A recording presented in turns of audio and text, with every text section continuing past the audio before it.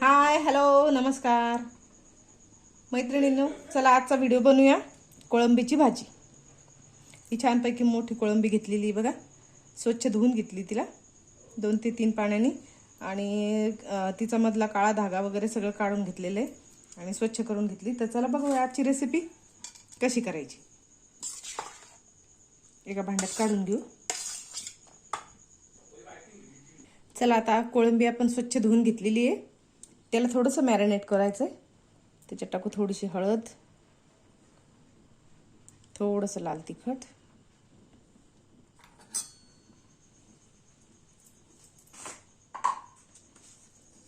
मीठ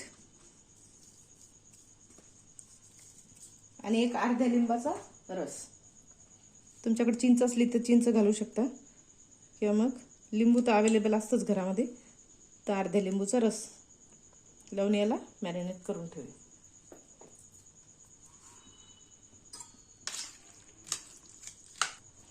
आता याला मॅरिनेट करून आपण 15 ते 20 मिनिटं असंच बाजूला ठेवून देऊ आणि आता याच्या वाटणाची तयारी करू। परत आपल्याला ही भाजी करायची आहे एकदम सिंपल। चला आता वाटणाचं साहित्य पाहून घेऊ आपण। लसूण घेतलेला आहे एक बऱ्यापैकी मोठी कळी आणि एक मोठा कांदा आणि माझ्याकडे ओलं खोबरं होतं त्याच्यामुळे आज ओलं खोबरं टाकूया आपण भाजीला। एक मध्यम आकाराचा टोमॅटो। तर चला कांदा आणि टोमॅटो थोडंसं तेलावर परतून घ्यायचं आपल्याला, थोडा याचा कच्चापणा दूर होईपर्यंत। लसूण, कांदा आणि टोमॅटो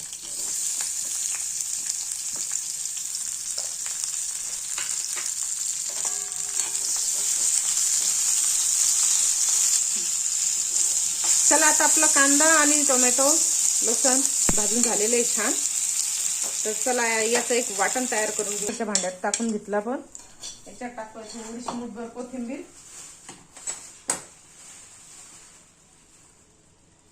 थोडीशी मूठभर कोथिंबीर आणि आपल्याकडे जे ओलं खोबरं होतं ना ते टाकायचं। चला याचं एक वाटण तयार करून घेऊ आपण आता।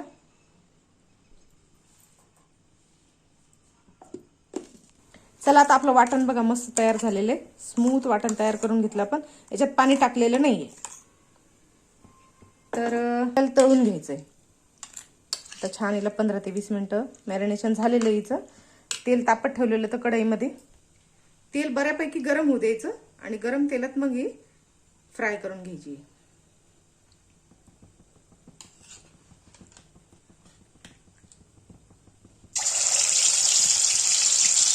तेल चांगलं कडकडीत गरम होऊ द्यायचं, नाही तर मग कढईला।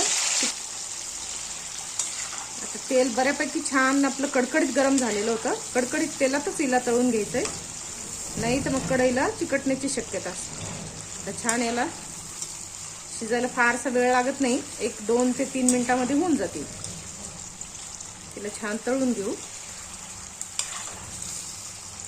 ही कोळंबी माझ्याकडे ना थोडीशी बऱ्यापैकी मोठी होती, त्याच्यामुळं थोडेसे मोठे मोठे पीसेस आहेत।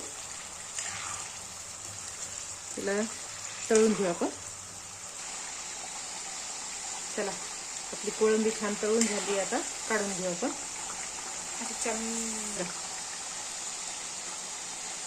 छान फ्राय करून घेतली आपण, आता शिजली छान, काढून घेऊया। पण कोळंबी तळून घेतली होती ना त्याच कढईमध्ये भाजी करायची।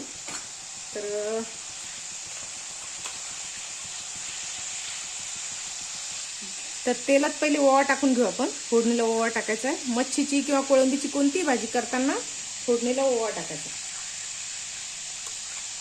ते वाटलेलं मिश्रण टाकून घेऊ याच्यामध्ये। पण याच्यात अजिबात पाणी वापरलेलं नाहीये।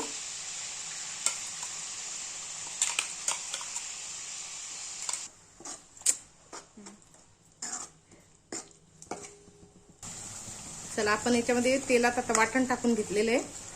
वाटण तळेपर्यंत चॅनलला एक लाईक करा आणि सबस्क्राईब करा।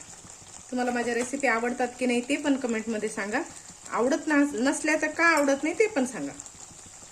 त्याच्यात टाकू थोडीशी हळद, माझ्याकडे होती लाल बेडगी मिरचीची पेस्ट करून ठेवलेली आहे ती टाकू 1 चमचा। थोडीशी तिखट मिरची 1 चमचा, तुमच्या आवडीप्रमाणे तुम्ही जसं तिखट खाता त्याच्याप्रमाणे टाकायचं. त्याला आता याला तेल सुटेपर्यंत मसाल्याला छान परतून घेऊ. याच्यावर झाकण ठेवूया 1-5 मिनिटं. चला आता मसाला पाहून घेऊ एकदा. मस्त तेल सुटलेले मसाल्याला. आता याच्यात टाकूया थोडीशी बारीक चिरलेली कोथिंबीर.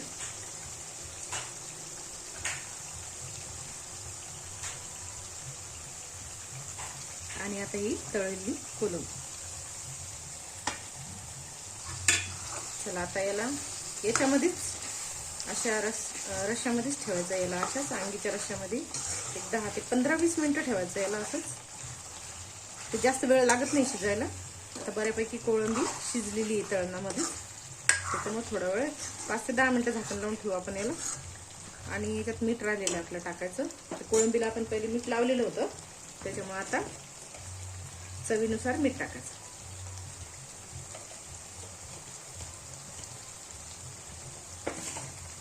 तर आता याला 10 मिनिटं परत झाकून ठेवूया छान. गॅस मोठाच ठेवायचा आहे आता. याला सुकी कोळंबी म्हणून पण अशी भाजी खाऊ शकता, किंवा मग याच्यामध्ये आपल्याला थोडासा रस्सा तुम्हाला पाहिजे का टाकू शकतो.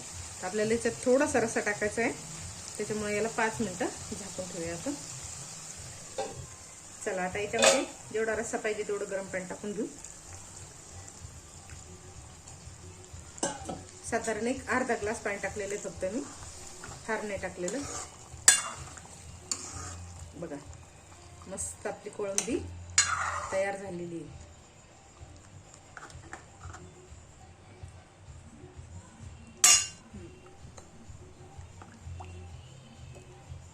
बघा छान रस्सा आपला दाटसर रस्सा एकदम तयार झालेला आहे.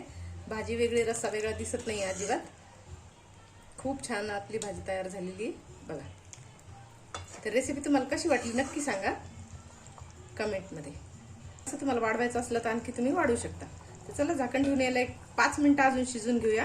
आपली भाजी कोळंबीची तयारी पाहून घेऊ एकदा आपण. छान उकळी आली. आता फक्त 1 चमचा गरम मसाला टाकायचा. भाजी उकळल्यानंतर मसाला टाकायचा, म्हणजे भाजीचा स्वाद तसाच राहतो.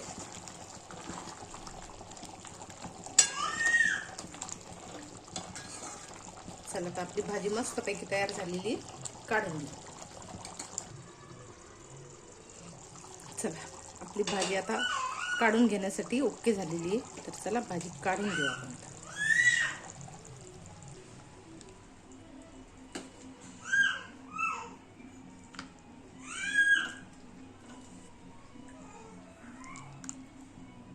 छान मस्त कोळंबीची भाजी तयार झालेली. अशा प्रकारची भाजी एकदा नक्की घरी करून बघा.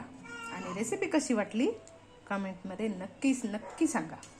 चॅनलला सबस्क्राईब करा. चला तर मग कोळंबीची भाजी खाण्यासाठी तयार आहे.